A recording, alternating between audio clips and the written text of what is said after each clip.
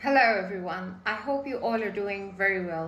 23rd जून से कुछ energetic shift आया है। एक ऐसी पोजीशन हुई है सैटर्न और मार्स की जिसकी वजह से बहुत ज़्यादा accidents, sudden mishaps, problems, even deaths.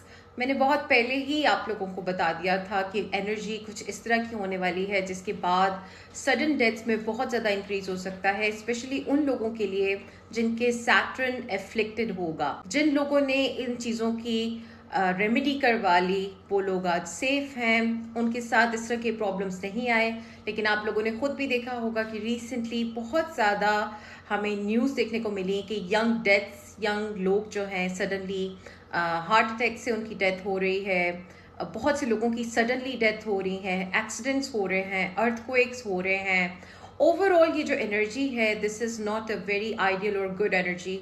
जब भी इस तरह की कोई एनर्जी आती है तो उसमें जितनी भी अच्छी चीज़ें होती हैं या अच्छे काम होते हैं, लेट्स सपोज कि आपने कोई अच्छा काम शुरू करना है तो उन कामों को थोड़ा सा डिले करने का रेकमेंड किया जाता है। सिमिलरली अगर कोई स्पिरिचुअल प्रोसेस ऑनगोइंग होता है तो उसको रोका नहीं जाता, बल्कि कोशिश ये की जाती है कि जब ये एनर्जी ख़त्म हो जाए उसके बाद उस प्रोसेस को स्टॉप किया जाए, ताकि जो प्रोसेस किया जा रहा है उसमें किसी भी तरह की बैड एनर्जी ना आ सके। आप लोगों को इन डेट्स का बताना, इन पीरियड्स का बताने का मकसद ये है कि आप लोग इन चीज़ों के लिए प्रिपेयर्ड रहें। वक्त से पहले अगर आप लोग प्रिकॉशंस ले लें, वो भी आपको बहुत से बड़े हादसात से बचा सकती है। सो आई विल से कि आप लोग अपने इर्द गिर्द जितने भी लोग हैं उनका ध्यान रखें, स्पेशली आपके लव्ड वंस का। अननेसेसरली बाहर जाना, खामखा किसी से आर्ग्यूमेंट्स करना, किसी डेंजरस जगह पर जाना, डेंजरस सिचुएशंस में इन्वॉल्व होने से अवॉइड करें, अननेसेसरी फाइट्स में, बैड एनर्जी में। क्योंकि जब भी वॉर लाइक एनर्जी आती है तो खामखा प्रॉब्लम्स क्रिएट होती हैं, खामखा एग्रेशन आती है। सो इट्स वेरी इंपॉर्टेंट कि आप लोग इस एनर्जी से डिटैच करें। बहुत लोग क्वेश्चन करते हैं कि एनर्जी का हम किस तरह से डिटैच करें, किस तरह हम बैड एनर्जी अगर हमारे साथ मौजूद है तो उससे किस तरह से दूर हों। देखें, हर चीज़ स्टार्ट होती है सेल्फ अवेयरनेस से।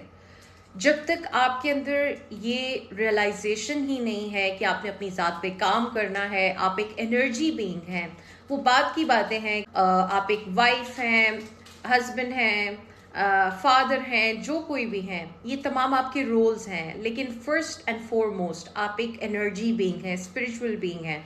जब तक आप अपनी एनर्जी के लिए कॉन्शियस नहीं होंगे तब तक आप उसके ऊपर काम ही नहीं कर सकते। बहुत ज़्यादा लोगों को इस पे कन्फ्यूजन होती है, उनको समझ ही नहीं आती है कि इन चीज़ों पे किस तरह से काम करें, किस तरह अपनी एनर्जी को बेहतर किया जाए। First step is always always realisation कि आपने इन चीज़ों को जानना है कि ये चीज़ें होती क्या हैं और आपने उनके ऊपर, second is determination. Then after this आप इसके ऊपर किसी भी तरह का काम कर सकते हैं।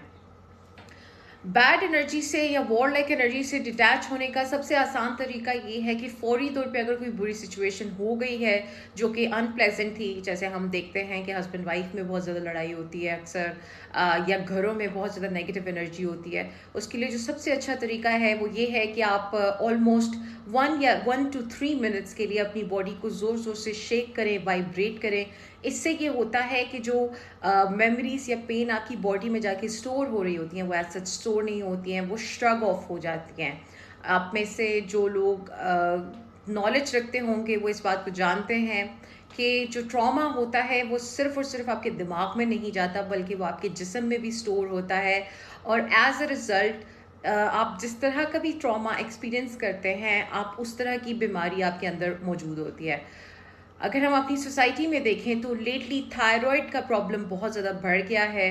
इसकी रीज़न ये है कि थायराइड बेसिकली एसोसिएटेड है हमारे सेल्फ एक्सप्रेशन के साथ।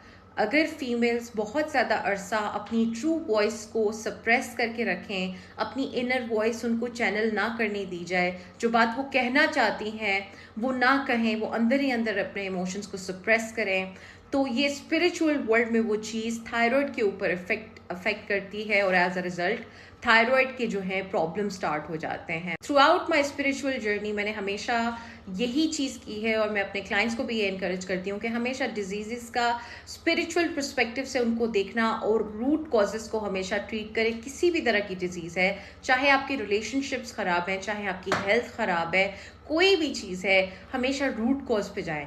लेट्स सपोज अगर हम किसी के देखते हैं किसी के बाल बहुत ज़्यादा गिर रहे हैं, दैट मीन्स कि वो पर्सन ज़्यादा एनर्जी दे रिसीव कर रहा है instead of giving. So and this is in terms of bad energy, कि उस इंसान को बैड एनर्जी ज़्यादा उसके अंदर जा रही है instead of getting good energy. Same way आप लोगों ने देखा होगा कि कुछ लड़कियां होती हैं, या आपके खुद के भी बाल जो होंगे, अगर आप अपनी लाइफ में देखें, आप किसी हैप्पी पीरियड से गुजरेंगे तो आपके बाल बहुत अच्छे हो जाएंगे, हेल्दी होंगे, वॉल्यूमिनस होंगे, सिल्की होंगे। सेम वे अगर आप स्ट्रेस से गुजरेंगे तो आपके बाल जो हैं वो भी ब्रिटल हो जाएंगे, वो भी रफ हो जाएंगे। सो ये चीज़ें again human beings spiritual beings हैं, हमारी एक एक चीज़ हमारी स्पिरिचुअलिटी के साथ जुड़ी है, लेकिन अनफॉर्चुनेटली हमारी सोसाइटी में ये नॉलेज बहुत बहुत बहुत लिमिटेड है। ये कॉन्शियसनेस, ये इंटेलेक्चुअल लेवल लोगों का है ही नहीं, कोई इन चीज़ों पर बात नहीं करता है, जिसकी वजह से पब्लिक में इन चीज़ों की अवेयरनेस भी नहीं है। So at the end of the day अगर आपके साथ कोई भी डिजीज़ है, आपको भी मैं यही इनकरेज करूँगी, हमेशा हमेशा आप चेक करवाएं कि उसका स्पिरिचुअल रूट कॉज क्या है, और स्पिरिचुअली आप उस चीज़ को किस तरह से टैकल कर सकते हैं। सिंपल सी चीज़ है, कोई भी प्रॉब्लम है, कोई भी इशू है, हमेशा उसके रूट कॉजेस पे जाएं, टॉपिकल ट्रीटमेंट्स ना करें। जिस दिन आप रूट कॉज को एलिमिनेट करते हैं, ऑटोमेटिकली चीज़ें आपके लिए ओपन अप होना शुरू हो जाती हैं। So that's one thing. Now second, ये बात करेंगे अब कुछ क्लाइंट के केसेस पे और ओवरऑल हीलिंग की अप्रोचेस के ऊपर। देखें, हीलिंग फर्स्ट ऑफ ऑल, हर इंसान की ज़िंदगी में कोई हीलर नहीं आता, या उसको अपॉर्चुनिटी नहीं मिलती कि उसको हीलिंग मिले किसी से। इस दुनिया में बहुत से हीलर्स हैं, बहुत स्ट्रॉन्ग हीलर्स हैं, लेकिन eight the end of the day जो रिसीवर होता है उसके ऊपर बहुत ज़्यादा चीज़ें डिपेंड करती हैं। क्लाइंट्स होते हैं जो कि डिफरेंट प्रॉब्लम्स के साथ आते हैं, और जब उनके एंड से चीज़ें होती हैं, जब उनको बताया जाए कि आपने ये चीज़ों को इस तरह से फॉलो करना है, ये चीज़ आप इस तरह करेंगे तो इसका ये कॉन्सिक्वेंसेस होंगे। सो समटाइम्स उन लोगों का कार्मा ही उनकी वे में आ जाता है, या वो खुद अपनी जो है प्रोसेस के मिड में आकर खड़े हो जाते हैं। इसकी वजह क्या होती है? Basically eight the end of the day, जैसे मैंने कहा कि उनका अपना कार्मा होता है। कुछ लोगों के लिए लिखा होता है कि उन्होंने कुछ खास सिचुएशन से गुजरना ही है। यस, हीलर्स आपकी लाइफ में इसीलिए आते हैं क्योंकि वो आपको बहुत से सिचुएशन से बचा जाते हैं, शील्ड कर लेते हैं, आपके लिए एक सेफ पैसेज बना देते हैं। लेकिन बहुत ज़रूरी है कि आप लोग उन चीज़ों के इन ट्यून भी हों। सो ये बहुत बहुत ज़रूरी है।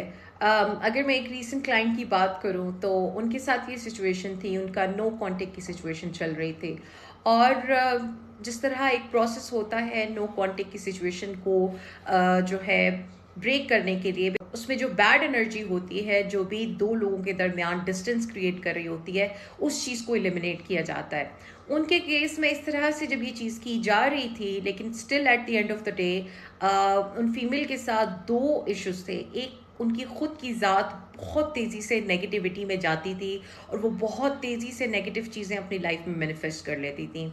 और सेकेंड प्रॉब्लम उनके साथ ये थी कि उनके कुछ खुद के ही एनिमीज़, या आप कह लें खुद के ही रिश्तेदार थे, जिन्होंने उनका मैरिज से रिलेटेड हाउस जो था वो ब्लॉक कर रखा था। सो इन दो चीज़ों की वजह से आप कहें कि उनका नो कांटेक्ट का प्रोसेस, आप कहें कि जो अगर हम 30 डेज़ में कंप्लीट करते हैं, वो 30 डेज़ से थोड़ा सा ऊपर चला गया। एनीवे, उन फीमेल की कैपेसिटी उस वक्त इस तरह की नहीं थी कि उनके लिए कुछ ज़्यादा बड़ी चीज़ें ऐसी की जाती हैं जिसकी वजह से उनकी ये आप कहेंगे जो परमानेंट प्रॉब्लम्स हैं उनको इरेज किया जा सके।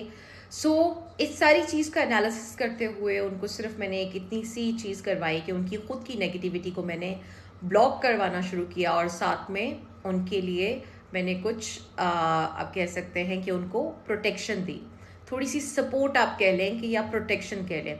उससे क्या हुआ कि ऑटोमेटिकली विद इन 1 और 2 वीक मैक्सिमम उनकी ये चीज़ें ओपन हो गई। सो अब उनकी जो रिलेशनशिप का स्टेटस है वो बहुत बेहतर है पहले से, वो बहुत हैप्पी हैं, बल्कि मैंने उनको कल परसों ही मैसेज भी किया। मैंने उनको बोला कि आप हाउ आर यू फीलिंग, उन्होंने मुझे बताया कि I feel good and this and that.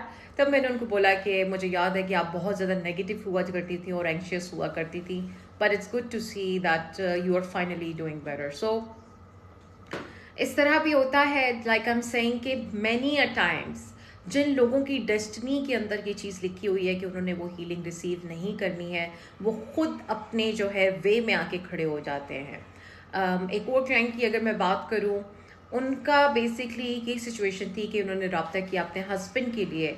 Husband का रवैया अच्छा नहीं था, वो हर वक्त टिकटॉक पे लड़कियां देखते रहते थे। वाइफ उनकी एक मदर की तरह बच्चों की भी टेक केयर करती थी और हस्बैंड की भी हर वक्त पाँव दबाना और उनके सारे काम करना, खिदमत करना। बहुत ज़्यादा बर्न आउट हुई हुई थी और उनका कहना था कि मैं सब कुछ करती हूँ, उसके बावजूद वो मुझे जो है अटेंशन भी नहीं देते, प्यार भी नहीं देते, पैसे भी नहीं देते, बस कहते हैं ऐसे ही गुजारा करो। सो उनकी जो फाइनेंशियल सिचुएशन थी वो भी कोई इतनी अच्छी नहीं थी। खैर मैंने उनको उसी में कुछ रिकमेंडेशन की और उनके लिए वो चीज़ की गई। उनके लिए जो चीज़ की गई बेस्ड ऑन हर बजट, वो एक स्मॉल सी चीज़ थी, 7 days ओनली। और उसमें ये किया गया कि बहुत अच्छी एनर्जी बेसिकली फ्लो करवाई गई, दोनों के दरमियान बैड एनर्जी को रिमूव किया गया। इससे एज अ रिज़ल्ट ये हुआ कि वो फीमेल बहुत अच्छा फील करने लगी। साथ ही में मैंने उनको कुछ आप कहें कि एडिशनल सपोर्ट भी दी। मैं हमेशा अपने जो क्लाइंट्स होते हैं, मैं हमेशा I go out of the way for them. हमेशा मेरी कोशिश होती है कि मैं उनके लिए कोशिश होती है कि मैं अपने क्लाइंट्स के लिए मैक्सिमम वो चीज़ें करूं जिससे उनको कंफर्ट आए, जिससे उनको आप कहें कि सेफ्टी फील हो और वो हैप्पी फील करे लाइफ में।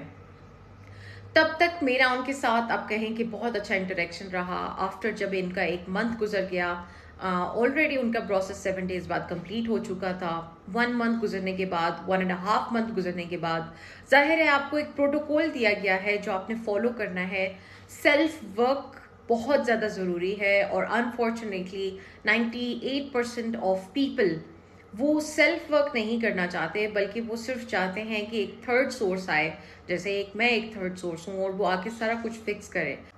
थिंग इज दैट कि मेरा बेसिकली कोई भी हीलर आपकी लाइफ में होगा, उसका पर्पस ये है कि वो आपको अंदर से स्ट्रेंथन करे, आपको ऐसा एक सोर्स बनाए जिससे आपके अंदर लाइट परमानेंटली आए और आप खुद इतने ग्राउंडेड हो जाएं, आप खुद इतने स्ट्रांग हो जाएं कि ग्रेजुअली आप मास्टर करने लगे एनर्जी को, आपके अंदर शिफ्ट्स आने लगे। लेकिन ये उन्हीं लोगों के लिए हो सकता है जो इन चीज़ों पे कॉन्शियस हैं। उन फीमेल को मैंने कुछ चीज़ें गाइड की थी कि आपने इन चीज़ों को फॉलो करना है। जब तक वो मुझसे कांटेक्ट करती रही, मैसेज करती रही, इवन आफ्टर अ वीक उनको मैं थोड़ी बहुत सपोर्ट भी दी जिस तरह मैं कर सकती थी।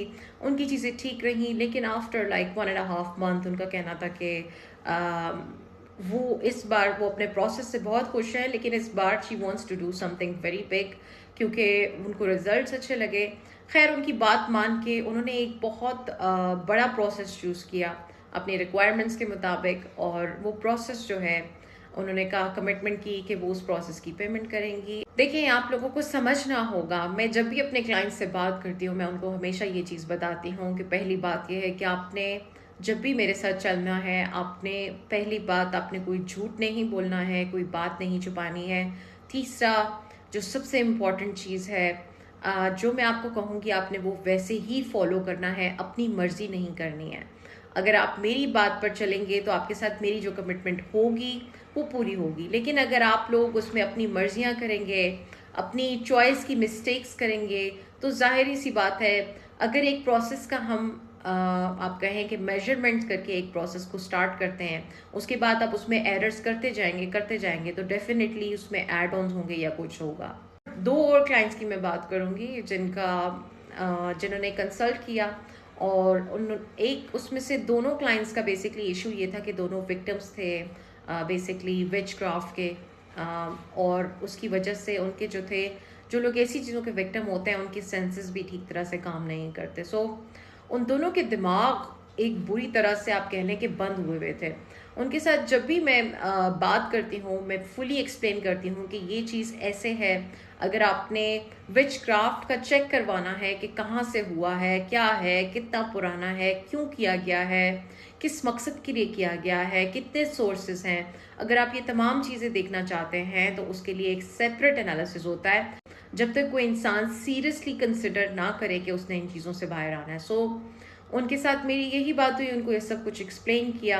उसके बाद उन्होंने वो एनालिसिस करवाया। जब उनका एनालिसिस कंप्लीट हो गया तो उनको जब मैंने बताया कि ये चीज़ इस तरह है, ये सारा कुछ है, तो वो बहुत कंफ्यूज साउंड किया उन्होंने। बल्कि उनका कहना था कि हमें समझ नहीं लगी, हम समझे शायद इसी के अंदर जो है हमारा रिमूवल भी हो जाएगा। देखिए, कभी भी दुनिया में अगर कोई पर्सन आपको कहे कि बहुत चीप आपका रिमूवल हो जाएगा आपकी करेंसी में, दैट इज़ कम्प्लीटली रबिश। जो भी रियल चीज़ें होती हैं हमेशा उनके ऊपर एफर्ट, एनर्जी, टाइम, इन्वेस्टमेंट चाहिए होती है, not only from the healer but also from the clients.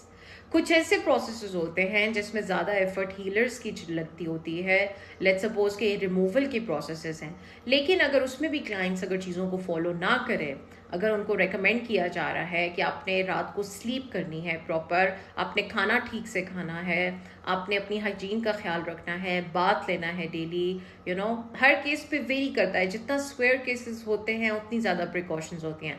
अगर कोई क्लाइंट उन प्रिकॉशंस को फॉलो नहीं करता है, देन क्या होगा इससे? या तो उनका प्रोसेस डिले हो जाएगा, या उसमें प्रॉब्लम्स आ जाएंगी, या ऐड ऑन हो जाएंगे, या सो मेनी थिंग्स। सो बहुत ज़रूरी है कि अगर आपको कोई चीज़ बताई जाती है तो उस चीज़ पे स्टिक करें, उसको फॉलो करें, अंडरस्टैंड करें। हीलिंग एक जर्नी होती है, ये कोई चुटकी बजा के आप कहें कि आपके प्रॉब्लम हल नहीं हो जाते, टाइम लगता है। it takes time, it takes energy, it takes effort on both ends, और most of the cases effort ज़्यादा चाहिए होती है ऑन द क्लाइंट्स एंड, ताकि वो उस फ्रीक्वेंसी में आए कि वो इन चीज़ों को रिसीव कर सकें। एक और चीज़ मैं मेंशन करना चाहूँगी कि मेरी जितनी भी क्लाइंट्स हैं वो रिटर्निंग क्लाइंट्स होते हैं, वो कोई वन टाइम क्लाइंट्स नहीं होते। क्योंकि जब भी कोई एक पर्सन, मैं हमेशा इनकरेज करती हूँ कि आप आएँ तो आप कोई छोटी चीज़ करवा कर देखें, उसके बाद आपको रिजल्ट आए तो आप फर्दर चीज़ों की तरफ जाएँ। तो वंस उनको जब रिजल्ट आता है तो उसके बाद वो हमेशा स्टे करते हैं, वो अपनी चीज़ों को फर्दर करवाते हैं। इसी तरह एक क्लाइंट थी जिनको किसी ने रेकमेंड किया मेरे बारे में, और वो मेरे तक आई आज से तकरीबन 2.5 ईयर्स पहले। उन्होंने मुझे बताया कि कोई लड़का है जिसको वो पसंद करती हैं और उसी से शादी करना चाहती हैं। मैंने जब उनकी ये चीज़ें देखी तो मैंने उनको साफ साफ मना किया कि ये आपके लिए ठीक नहीं होगी चीज़, this is like a trap, आपको इन चीज़ों में नहीं जाना चाहिए।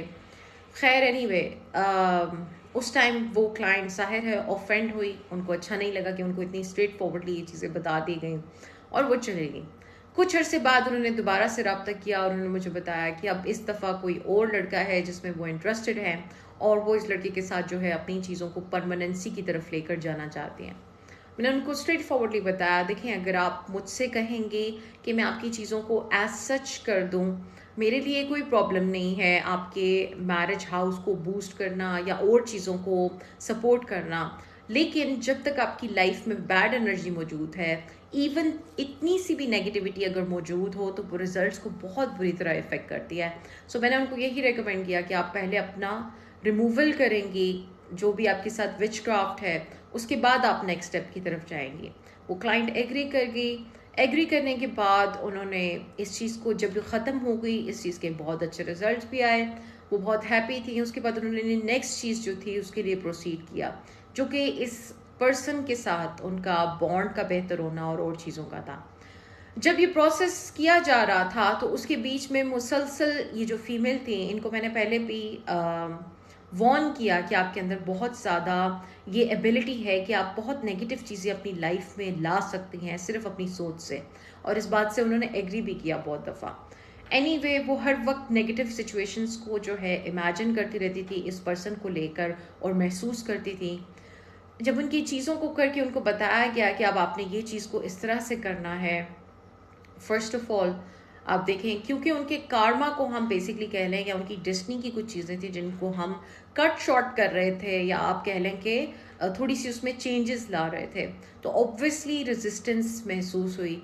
आउट ऑफ नो वेयर कोई प्रॉब्लम्स या डिलेज आने लगे, वंस वो डिलेज जब रिमूव हुए उसके बाद इन फीमेल ने कुछ चीज़ें करनी थी, इनको कुछ ख़ास बिहेवियर बताया गया था कि आपने मेल की तरफ ये बिहेवियर रखना है, थोड़ा डिस्टेंस वाला या थोड़ा अलूफ बिहेवियर। लेकिन वो फीमेल वन वे और अनदर बार बार बताने के बावजूद इन चीज़ों को फॉलो ना कर सकी, और इवन उनको मना किया गया था कि आपने अभी तक आपने ये चीज़ नहीं करनी है। लेकिन उनका कहना था कि मेरी तो रिजर्वेशंस हैं इन चीज़ों से जो आप कह रही हैं, you know, so I want to do right now because मुझे महसूस हो रहा है कि my person is in a very good energy और अब सारा कुछ सही होगा। जब क्लाइंट अपनी मर्जी करना चाहता है तो फिर उनको रोका नहीं जाता, फिर उनको हम यही कहते हैं कि ठीक है, जैसे आप करना चाहें करें। उन्होंने अपनी वो चीज़ अपनी मर्जी के मुताबिक की और जैसे नज़र आता था स्पिरिचुअली वो चीज़ बैकफायर कर गई। उस लड़के ने साफ साफ जो है उनसे कह दिया कि मैं इस चीज़ के आपके साथ ये इस चीज़ को रिज्यूम नहीं कर सकता, ये कंटिन्यू नहीं कर सकता। ये सारा ब्लंडर करने के बाद भी वो जो फीमेल थी उसको तब भी रियलाइजेशन नहीं हुई, स्टिल वो उसमें मेल के बहुत ज़्यादा उसके इमोशंस को ज़्यादा वैलिडेट कर रही, उसको ज़्यादा उनके पीछे जाना, उसको ज़्यादा इम्पोर्टेंस देना बजाएगी कि ख़ुद को इम्पोर्टेंट फील करवाना। और एज अ रिज़ल्ट जितनी भी देखें, कोई भी सर्जन है, अगर आप उसके पास गए हैं और आपने उसको बताया है कि वो आपके पेट में कहीं पे एक प्रॉब्लम है और उसने वहाँ पे ऑपरेट करना है, और फिर जब ऑपरेट स्टार्ट हो जाए या ऑपरेट एंड की तरफ जाए तो आप बताएं कि नहीं ऊपर वाली जगह पे भी है, लेफ्ट भी है, राइट भी है, तो क्या होगा, ऑटोमेटिकली आपके प्रोसेस में एड ऑन्स हो जाएंगे। सेम वे उस फीमेल ने अपनी प्रोसेस को अपने ही हाथों से इतना कॉम्प्लिकेट कर दिया, इतना ज़्यादा कॉम्प्लिकेट कर दिया। ऑन टॉप ऑफ दैट उनकी कुछ आप कह लें कि कभी कभी इंसान जो है खुद अपना दुश्मन बन के अपने रास्ते में खड़ा हो जाता है, तो वो भी अपने ही रास्ते में खुद अपनी दुश्मन बन के खड़ी होगी, जिसको सेल्फ सैबोटाज कहा जाता है। जब तक आप लोग इन चीज़ों को रियलाइज़ नहीं करेंगे, अपने बिहेवियर्स पे काम नहीं करेंगे, आप रिस्पॉन्सिबिलिटी लेना नहीं सीखेंगे, आप अपने आप को अकाउंटेबल करना नहीं समझेंगे, किस तरह से कोई भी गुड चीज़ आपकी लाइफ में आ सकती है। ये ऐसे ही है कि आपने अपने पास जहर रखा हुआ है और आप कहते हैं कि हम उसमें थोड़ा परफ्यूम डालते जाएं तो परफ्यूम की थोड़ी खुशबू आ जाए। बहुत ज़रूरी है कि आप लोग अपनी सेल्फ अकाउंटेबिलिटी और इन चीज़ों की तरफ जाएं। लाइक आई ऑलवेज से कि ये एक जर्नी है, ये कोई एक दिन की चीज़ें नहीं होती, इसमें बहुत ज़्यादा एफर्ट डिसिप्लिन रिक्वायर्ड होता है from both parties, not from one party. So ज़्यादा जो है चीज़ें डिपेंड करती हैं क्लाइंट्स के ऊपर। सेम वे जितने भी स्पिरिचुअल प्रोसेस होते हैं उनमें चीज़ें बहुत ज़्यादा डिपेंड करती हैं क्लाइंट्स के ऊपर। अगर मैं अपनी क्लाइंट की बात करूँ, वो मेरे पास आई, वो कोई लड़की थी जिसके साथ उसका रिलेशनशिप था लड़के के साथ कई सालों का, और लड़के की ज़बरदस्ती माँ बाप ने कहीं शादी कर दी। वो लड़की बहुत ज़्यादा पैनिक कर जाती थी जब भी वो लड़का उसका रिप्लाई नहीं देता था या इस तरह से।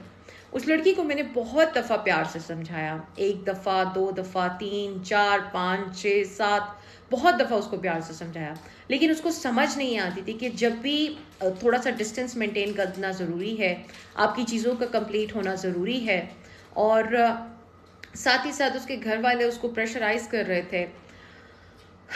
उस लड़की ने हमेशा, आप कहें कि उसकी एक टोन होती थी रोने वाली या प्रॉब्लम्स वाली, उसने वो टोन मेंटेन करी। देखें, आपको कोई भी इंसान एक हद तक समझा सकता है, अगर आपकी खुद की फैमिली भी होगी आपको चीज़ें समझाएगी, लेकिन अगर आप एक ही बिहेवियर पे कंसिस्टेंट होंगे तो आपको कोई भी इन चीज़ों से नहीं निकाल सकता। सो जब कोई क्लाइंट एक बात को नहीं समझता है, बार बार एक चीज़ समझाई जाती है, तो फिर जाहिर है साइलेंस रख ली जाती है ऐसी चीज़ों पे।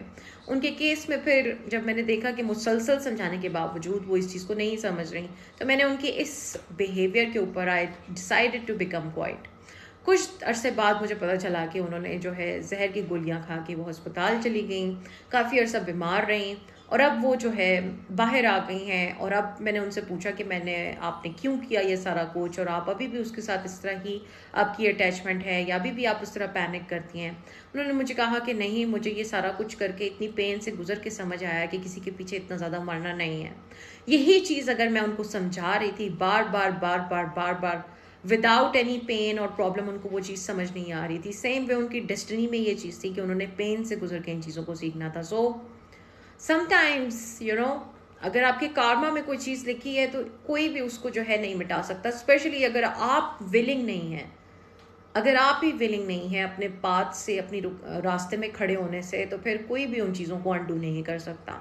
जब इस तरह के बिहेवियर्स किए जाते हैं, जाहिर है प्रोसेसेस में कॉम्प्लिकेशंस आती हैं, ऐड ऑन्स हो जाते हैं। सो इन चीज़ों को अवॉइड करें। मैं हमेशा एक और जो चीज़ है मैं अब से इंट्रोड्यूस कर रही हूँ। वैसे I am a very light hearted person, very kind, very Babli and सारा कुछ, लेकिन कुछ क्लाइंट्स के इंटरेक्शंस को देखते हुए मैंने ये चीज़ नोटिस की है कि लोग कोशिश करते हैं कि वो ओवर क्लेवर बने, ओवर स्मार्ट बने, जिस चीज़ के लिए उन्होंने पे नहीं किया वो हासिल करने की कोशिश करते हैं। सो अब से मैं ये चीज़ कर रही हूँ कि जितने भी क्लाइंट्स होंगे उनके लिए मैंडेटरी होगा कि आप लोग रिटर्न में अपनी रिक्वायरमेंट्स लेकर भेजेंगे, ताकि कल को आपको भी पता हो, मुझे भी पता हो क्या चीज़ कमिट हुई थी और वो चीज़ वैसे ही पूरी की जाए।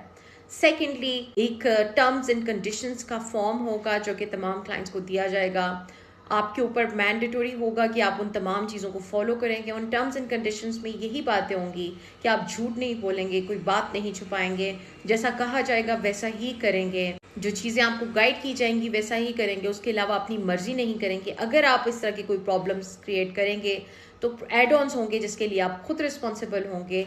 और लास्टली जो चीज़ बिल्कुल बिल्कुल जिसके लिए टॉलरेंस नहीं है वो है मिसकंडक्ट की। अगर कोई इंसान समझता है कि वो अपने वजूद की नेगेटिविटी लाकर किसी भी तरह की फ्रस्ट्रेशन आकर एक्सप्रेस करेंगे in a way which is not polite, kind and respectful, फौरी तौर पे किसी भी तरह की सर्विसेज होंगी उनके लिए बंद कर दी जाएंगी और उनको किसी भी तरह का कोई भी रिप्लाई नहीं दिया जाएगा। ये बिहेवियर्स या ये स्ट्रिक्ट पॉलिसीज इसलिए आ रही हैं बिकॉज आप ही में से बहुत से लोग हैं जो कि कोशिश करते हैं एक्सप्लॉइट करने की या ओवर स्मार्ट बनने की। इस तरह की कुछ चीज़ें रिसेंटली हुई हैं और उसका रिज़ल्ट ये हुआ है कि मुझे कुछ रिसेंट एक लड़की थी जिसने रब्ता किया। उसका कोई लड़का था, उसके साथ रिलेशनशिप था, वो लड़का उससे रिलेशनशिप बना के आउट ऑफ कंट्री चला गया, उसको कह के कि मैं वहाँ जाके तुमसे रब्ता करूँगा, लेकिन वहाँ जाते ही उसने उसको हर जगह से ब्लॉक कर दिया। सो उस लड़की ने मुझे रब्ता किया, वो परेशान थी और उसने कहा कि मैं आपकी हेल्प चाहती हूँ। मैंने उससे बताया कि ठीक है, मेरे लिए पॉसिबल है आपको हेल्प करना, लेकिन ये चीज़ें इस तरह से होंगी जो आपको करनी पड़ेंगी। उनका कहना था अब मैंने पहले बहुत जगह से काम कराया है, मेरे पैसे ज़ाया हुए हैं। मैंने सिर्फ उनकी इतनी सी बात सुनी और मैंने उनको स्ट्रेट फॉरवर्ड कहा कि अगर आपके पास इतनी नेगेटिविटी है तो आप प्लीज़ मेरे पास ना आएँ। मेरे पास कोई जगह नहीं है ऐसे लोगों की जो कि इतनी नेगेटिविटी लेकर मेरे पास आएँ। अगर जब तक आप लोग पॉजिटिव नहीं होंगे, मेरा काम, अगर आप मुझे एक प्रोसेस के लिए पे करते हैं तो मेरा काम वो प्रोसेस करना है, ना ये कि मैं आपकी नेगेटिविटी को डेली जो है उसको मैं आपको टीच करूँ कि किस तरह से आपने अपनी नेगेटिविटी को कम करना है या मैनेज करना है।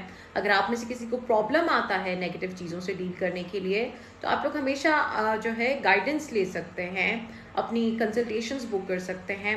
लेकिन अब से there will be a much more stricter policy and approach towards everybody. और उसको कहते हैं ना, गलती एक की होती है, मारे सारे जाते हैं। सो ये बेसिकली ऐसा ही है। आप में से कुछ लोग हैं जिन्होंने ट्राई किया है कि वो कम प्राइस में सारा कुछ अवेल कर रहे हैं या ओवर स्मार्ट बनने की कोशिश कर रहे हैं। So as a result of that this strict policy will be introduced and it will be implemented. There will be zero tolerance जैसा कि उसमें मेंशन होगा। So be aware, be very very careful. Lastly बात करेंगे removal की symptoms पे। Removal के बहुत से पेशेंट्स होते हैं और बहुत डिफ़िकल्ट हो जाता है हर एक को एक एक करके बताना कि रिमूवल क्या है, क्या होगा आपके साथ, क्या चीज़ें आप एक्सपीरियंस कर रहे हैं। सो एक ही वीडियो में मैं सारा कुछ शेयर कर रही हूँ ताकि जितने भी लोग हैं वो इसी वीडियो को देखें और उनको पता लग जाएगा कि जी हाँ, ये उनका रिमूवल ही चल रहा है, ये रिमूवल की सिम्टम्स हैं। सिम्टम नंबर 1 इज़ दैट कि आपको रात को नींद नहीं आने देगी, सोने नहीं दिया जाएगा। रात का जो टाइम होता है वो स्पेशली टाइम होता है इविल फोर्सेस का एक्टिव होने का। जब आपकी बॉडी से ये चीज़ें निकालने की कोशिश की जाती है तब ये चीज़ें आपको ज़्यादा टॉर्चर करने की कोशिश करती हैं।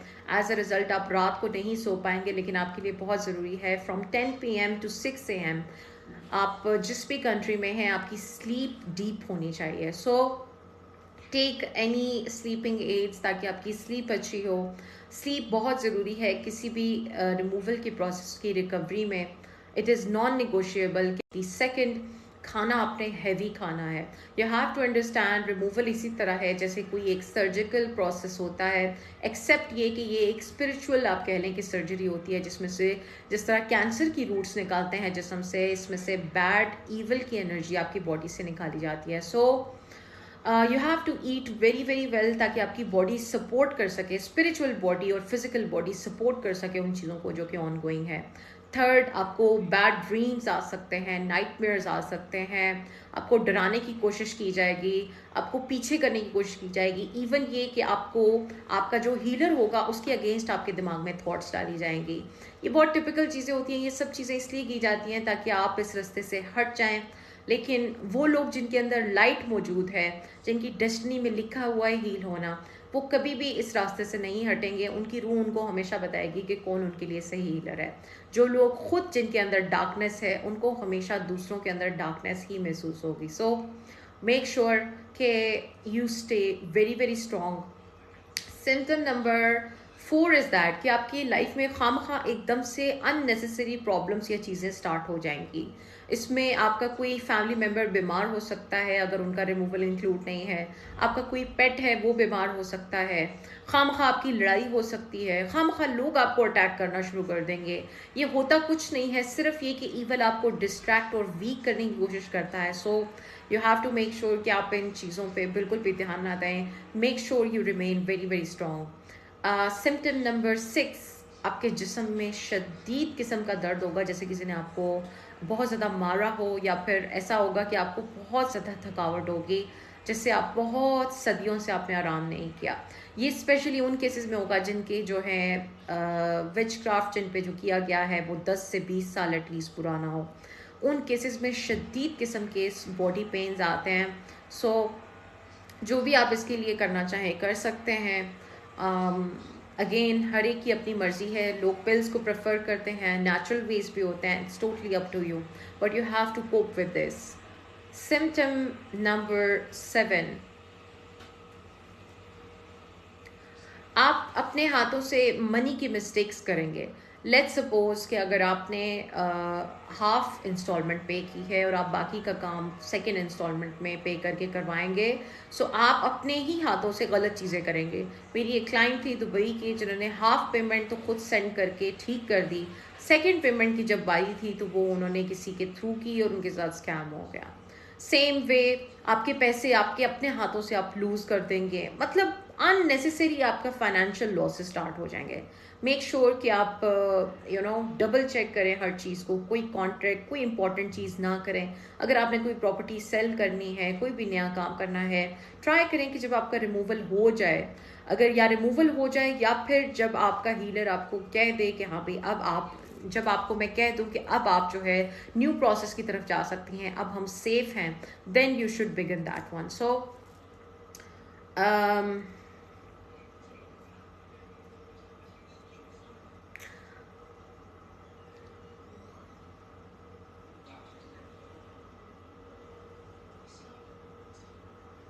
सिम्टम नंबर 8, आपकी हेल्थ ख़राब हो सकती है, लाइक फॉर नो रीज़न। आपको शायद गर्मी बहुत ज़्यादा लगे, सर्दी बहुत ज़्यादा लगे, आपके सर में दर्द रहने लगे।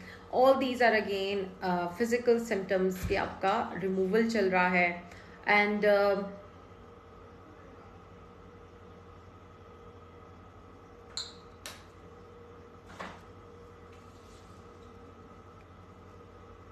या so these are pretty much it.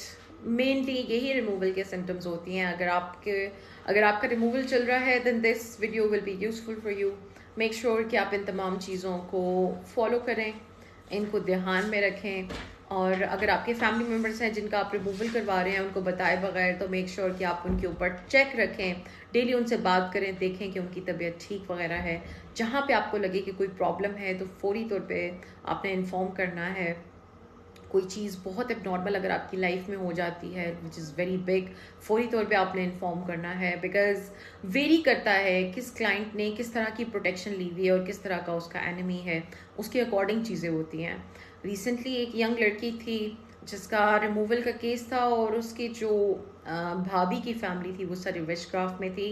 उन्होंने काउंटर अटैक करना शुरू कर दिए थे थ्रू एन एंटिटी। सो बहुत ज़रूरी है कि फ़ौरी तौर पे आप ऐसी चीज़ों को इन्फॉर्म करें। अगर आपने बड़े लेवल की प्रोटेक्शंस नहीं ली हैं, दैन बहुत ज़रूरी है कि आप जो चीज़ें आपको बताई जाती हैं उनको फॉलो करें। Rest, may God be with all of you. अगर आप लोगों का कोई क्वेश्चन है, कोई बात पूछना चाहते हैं, अगर आपकी कोई भी क्यूरी है, तो आप लोग हमेशा कमेंट करके पूछ सकते हैं। And this is pretty much it from your beautiful host Ramsha Chaudhary, signing off from the beautiful, beautiful, most gorgeous earth. Take care, everybody. Goodbye.